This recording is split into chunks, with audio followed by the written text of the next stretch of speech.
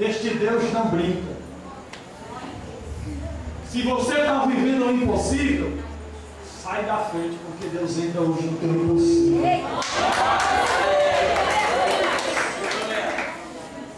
Jesus chegou na cidade e ainda lá a viúva. Que foi, mulher? Não, eu enterrei o marido, agora é o filho. Aí ele: te preocupa não chora, acabei de chegar.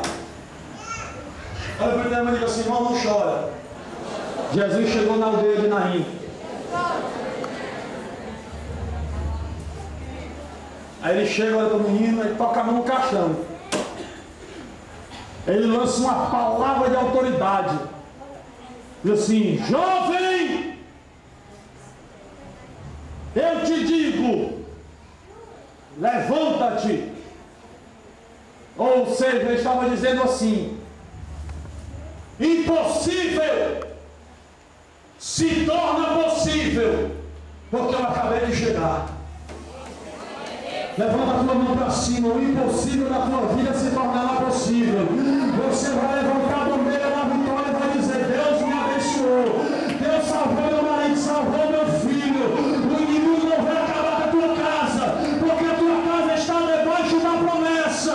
Recebe a tua vitória agora. Escuta, minha cavalo, são todas. Essa igreja é uma igreja missionária, irmão. Eu conheço muitos irmãos que congregam em outras congregações. Já preguei uma que tem lá no Pirambu, na Cidade das Graças. Tem uma casa de oração ali no bairro Hélio do Piauí. Tem uma grande, a sede